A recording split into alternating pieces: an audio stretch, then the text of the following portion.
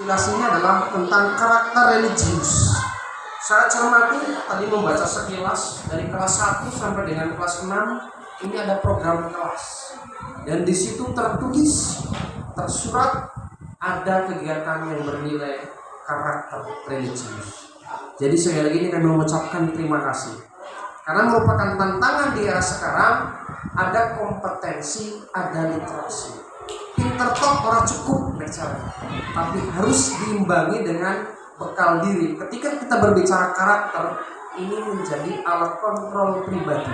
Ketika sudah memasuki dunia luar yang lebih menantang, yang lebih kompetitif.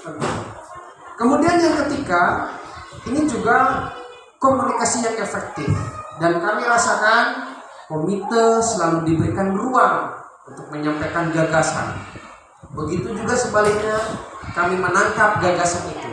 Tadi ada dua hal yang saya tangkap. Satu, standar pembiayaan. Insya Allah saya dukung Pak Kepala demi mewujudkan Panca Prasetya Korpri butir yang kelima, meningkatkan kesejahteraan dan profesionalisme. Jadi sejahtera dulu baru profesionalisme, bukan profesionalisme baru sejahtera, kebalik gitu ya. Jadi sejahterakan dulu. Insya Allah siap ya Pak Marus, Bunda Aisyah ya. Dukungan 100% bahkan 1000% demi mensejahterakan guru-gurunya. Dengan catatan berikan kami kebanggaan atas putra-putri kami. Setuju ya? Siap. Insya Allah kami dukung 1000%. Kemudian yang berikutnya yang saya tangkap juga kaitannya dengan kegiatan-kegiatan yang melibatkan istilahnya leading sektor terkait, seperti kemarin mendatangkan narasumber Pak Indra, kami dukung. Bahkan bila perlu 1 semester 1 kali kami dukung. Demi apa? Kita memberikan mindset yang sama. Seperti itu. Jadi jangan sampai tuntutan yang diberikan tetapi kewajiban tidak diketahui. Dan ini harus seimbang, selaras dan seimbang. Bahkan sekali lagi kami mendukung bila perlu setiap awal tahun pelajaran ada rapat pleno. Jadi saya ingin kenal wali murid dari kelas 1 sampai 5 itu, memang kelas 6 itu siapa saja gitu loh Pak. Selama ini saya belum mendapatkan rapat pleno. Mungkin kemarin pandemi lah ya, kita maklumi Pak. Bila perlu ada semacam rapat pleno, rapat tahunan di awal tahun pelajaran. Di sisi lain kita menawarkan program, tetapi di sisi lain kita melaporkan progres apa yang sudah diperoleh. Tunjukkan di situ prestasi, tampilan anak-anak dan lain sebagainya. Ini justru yang akan membuat move orang tua lebih percaya kepada sekolahan. Intinya seperti itu. Kemudian sedikit tambahan juga. Ini terima kasih juga saya tadi membaca bahwa terkait dengan program sekolah ini juga sudah mengakomodir. Yang pertama terkait dengan KOSP, alhamdulillah ini sudah selesai ya, sudah selesai. Artinya sudah dibuat dengan kemarin tindak lanjut dari mendatangkan Pak Indra itu ya selaku narasumber. Ini juga terima kasih karena bagaimanapun arah dari kebijakan pendidikan adanya di dalam kurikulum dan itu terukur, tertulis. Terima kasih. Kemudian yang berikutnya kaitannya dengan program baik akademik maupun non akademik. Ini kami hanya istilahnya kemarin menampung beberapa aspirasi. Untuk akademik mungkin nanti bisa dipilah lagi Pak Kepala Sekolah beserta jajaran Dewan Asatid. Ada umum, ada khusus. Jadi umum itu nanti bersifatkan ekstra tentang KBM yang mengakomodir khususnya untuk kelas 5 ini kan ada AKM, asesmen kompetensi minimum. Nah di situ yang disiapkan ini adalah tentang Sulinjar. Jadi survei lingkungan belajar sesuai dengan kebijakan Mendikbudristek sekarang Pak Mas Nadiem gitu ya. Jadi mumpung untuk dipersiapkan untuk persiapan AKM itu adalah sasarannya kelas 5. Kemudian untuk kelas 6 ini sudah ada yang menanyakan juga tambahan muatan KBM.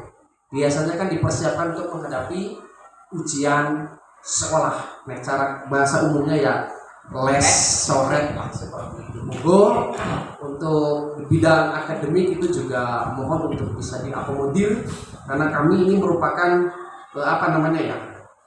yang menampung ide-ide dari mereka dan menyampaikan kepada pihak sekolah. Kemudian untuk lomba akademik sekali lagi ini juga sudah jelas, tinggal nanti monggo lebih dipersiapkan lagi secara lebih solid lagi dan terukur lagi baik dari perencanaan pelaksanaan hasil atau evaluasi, termasuk tadi yang saya tangkap adalah dokumentasi, betul. Jadi bisa melalui dengan medsos, atau bahkan kemarin juga saya sudah mengusulkan kalau bila perlu sekolah itu memproduksi buku tulis yang di covernya itu berisi prestasi dan nama siswa, dan itu untuk bisa dibeli oleh siswa. Ini menunjukkan kebanggaan loh. Buku tulis saja, bukan buku-buku yang lain, kalender. Ini pasti orang akan melihat loh, ini buku tulisnya. Bisa contoh kayak Mama Aisyah kan pasti bangga. Di buku tulis anak saya ada Ayah Sofia kayak saya bangga. Di buku tulisnya Mama Aisyah ada foto anak saya, ada namanya, ada kejuaraannya, perolehannya tahun berapa. Ini menjadi apa? Ajang promosi sekolah secara tidak langsung. Seperti itu. Berapa sih mahalnya buku tulis? Misalnya satu lusin aja itu diperuntukkan untuk tiap anak, tidak masalah. Hanya buku tulis. Artinya kita bukan menuntut komersil di belakang, tidak. Ini adalah sebuah aset termasuk di dalam promosi sekolah itu sendiri. Marketing. Dan siapa yang akan membesarkan kalau kita tidak, bukan kita, seperti itu. Itu kalau menurut saya. Jadi mungkin tadi seperti ada kalender, ada buku tulis lah, artinya yang bisa dibeli oleh peserta didik, diprogramkan saja Pak. Insya Allah itu pasti disebut bila buku tulis lah. Kita bukan berbisnis buku pegangan, bukan.